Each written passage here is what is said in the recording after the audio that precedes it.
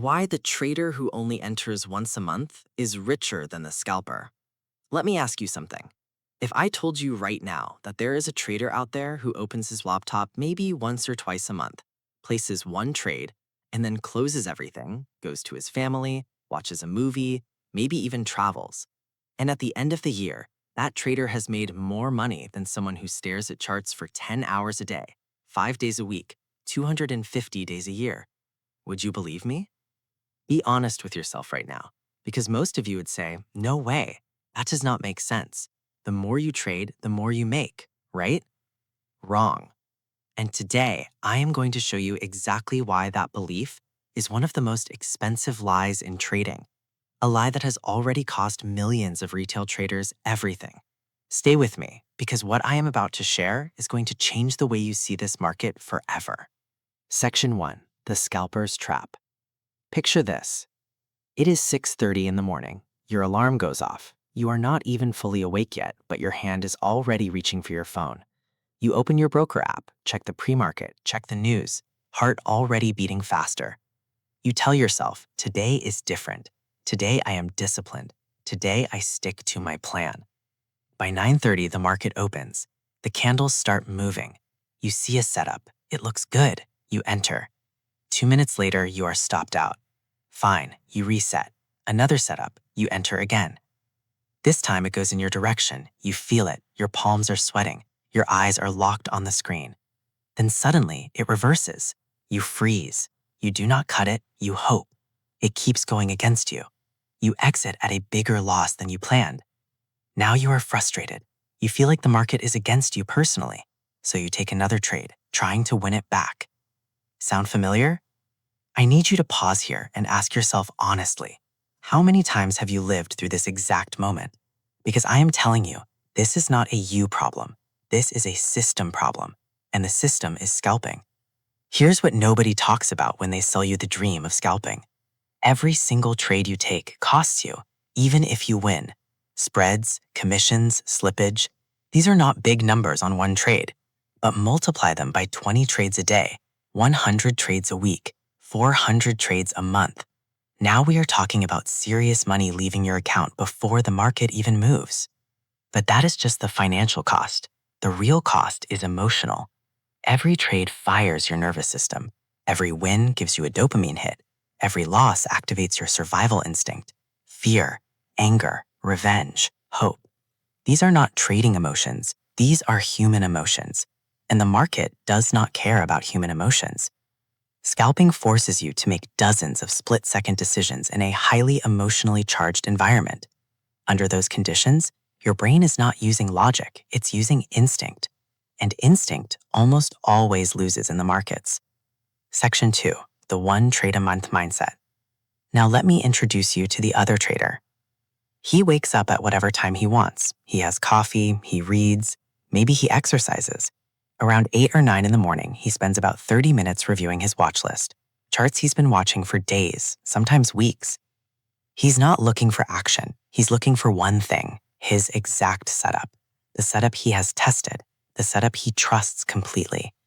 Most days, he closes his laptop and does something else because the setup is not there yet. But then one day, maybe on a Tuesday afternoon, maybe on a random Friday morning, he sees it. The setup is there, crystal clear, like he's been waiting for this exact moment. He enters, he sets his stop loss, he sets his target, and then he closes his laptop. Not because he is lazy, but because his job is done. Days pass, sometimes a week. His trade is running. He's living his life, not glued to a screen, not checking every 30 minutes, not second-guessing himself. And when the trade closes, either at his stop loss or at his target, he reviews it, he learns from it, and he goes back to waiting. Now here is where it gets interesting. Think about the numbers. The scalper makes 20 trades a day. That is 400 trades a month. If his win rate is 50%, which is already above average for most retail scalpers, and his average win is slightly bigger than his average loss, he might end the month up 3 to 5%. But factor in costs. Factor in the emotional burnout that leads to revenge trades. Factor in the 3 bad days every month where he gives back everything. Most scalpers over a full year are either break even or slightly negative. The one trade a month trader, he waits for only the highest probability setups. His win rate might be 60 to 70%. His risk reward ratio is typically 1 to 3 or better. He has no spread costs eating him alive. He is not emotionally exhausted, so when he does trade, his mind is clear. One good trade a month with a 1 to 3 risk reward ratio, risking 2% of account per trade. If that trade wins, he makes 6%. Do that 10 months out of 12, accounting for 2 losses, and you are looking at 50 to 60% annual returns. Compounding. On a $10,000 account, that is $5,000 to $6,000 in a year. Not from staring at screens for 10 hours a day, from one intentional, high-quality trade per month. Section 3. Why less is more in trading. There is a concept in trading, and in life, called decision fatigue. The more decisions you make in a day, the worse each subsequent decision becomes. This is not a metaphor. This is science. Studies have shown that judges make worse legal decisions at the end of the day than at the beginning. Doctors make more prescription errors in the afternoon. Traders make their worst trades after lunch. Scalping forces you into hundreds of micro decisions every single day. By the time you are deep into your trading session, your prefrontal cortex, the part of your brain responsible for rational thought, is literally exhausted. You are not trading anymore, you are gambling. The low-frequency trader avoids all of this. Each trade is a fresh decision, made with full mental clarity, full emotional control, full conviction. And there is something else. Patience is a skill, and like any skill, it compounds. When you force yourself to wait for the perfect setup, you are training your brain to recognize quality over quantity. You become sharper, more selective, more confident, because you are not just taking any trade, you are taking your trade, the one you've been studying, the one that has edge. Most retail traders never develop this skill because the industry does not want them to. Think about who benefits when you scalp. Your broker benefits, market makers benefit, liquidity providers benefit. Every time you click buy or sell, someone on the other side is collecting a fee. The more you trade, the more they collect. The game is literally designed to keep you active, keep you engaged, keep you clicking. And while you are clicking, you are paying. The one trade a month trader has figured out how to exit that game. He plays on his own terms, and that is why he wins. Section 4. The emotional cost nobody talks about. I want to get personal with you for a second. Have you ever traded so much in one day that by the evening you didn't even want to look at your account? You just felt drained, defeated, like no matter what you did, the market had a way of taking it back. Have you ever told yourself you were done trading for the day and then found yourself opening one more trade and then another and then another? Have you ever made money in the morning and given it all back by the afternoon and felt so stupid, so angry at yourself? Not because you didn't know better, but because you did know better, and you did it anyway. That's not weakness. That's what happens to every human being who operates in a high-stimulus, high-reward environment without structure. Scalping creates an addiction loop. Win, feel good. Lose, chase the feeling. The same neurological mechanism that drives gambling addiction is active in a scalper's brain during a trading session. And when you are addicted to the process, you stop thinking about the outcome. The low-frequency trader breaks this loop entirely. By trading infrequently, each trade carries real weight, real meaning. It is not just another click. It is a deliberate, studied decision. The emotional relationship with that trade is healthy, not obsessive, not desperate. And when the trade closes, win or lose, there is no compulsion to immediately jump back in. There is review, there is reflection, there is growth. That is the psychology of a professional. That is the psychology of someone who treats trading like a business, not like a video game. Section 5. How to actually become this trader. Now, I know what some of you are thinking. This sounds great, but how do I actually do this? How do I sit on my hands for 3 weeks waiting for one trade when the market is moving every single day and I feel like I am missing out on everything? Good question. Here is the honest truth. Becoming a low-frequency, high-quality trader is one of the hardest things you will ever do in trading. Not because the technical analysis is difficult, but because you are fighting against your own brain. The fear of missing out is real. Every day you do not trade feels like a day you are falling behind. The market is moving.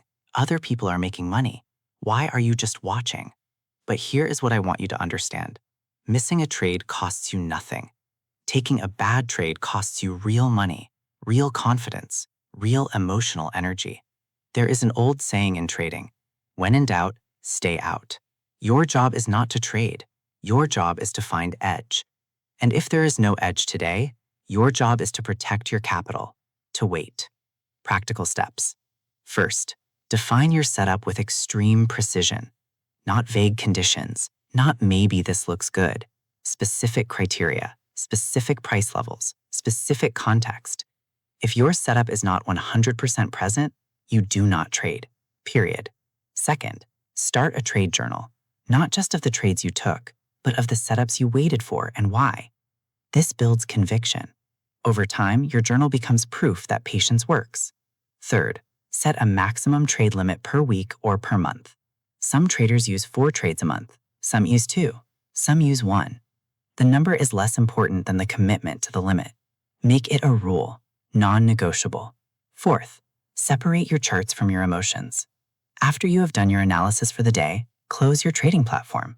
You do not need to watch price tick by tick. Set alerts. Let the market come to you, not the other way around. Fifth, reframe what it means to be a trader. Being a trader is not about being in the market all the time.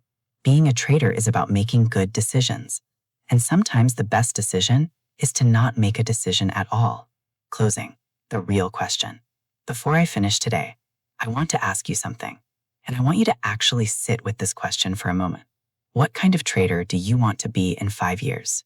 Do you want to be the person who is chained to a screen every morning, whose mood for the day is determined by whether their first trade won or lost, who has made tens of thousands of trades, but is still right where they started?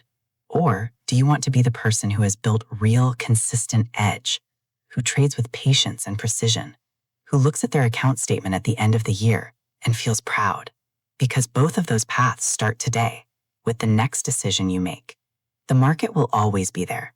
Tomorrow, next week, next month. The setup you missed today, there will be a better one next week, I promise you.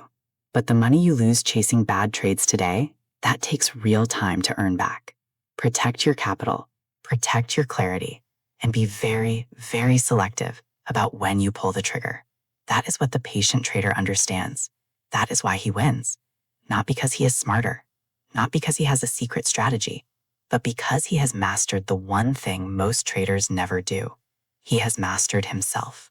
If this hit different for you today, if you felt something shift in the way you think about trading, then this video did its job. Drop a comment below. Tell me honestly, are you more of a scalper right now? Or are you working toward becoming a patient, high-quality trader? I genuinely want to know where you are in your journey. And if you know someone who is burning out from overtrading, someone who deserves to hear this, share this with them. It might be the most valuable thing they hear this year. See you in the next one.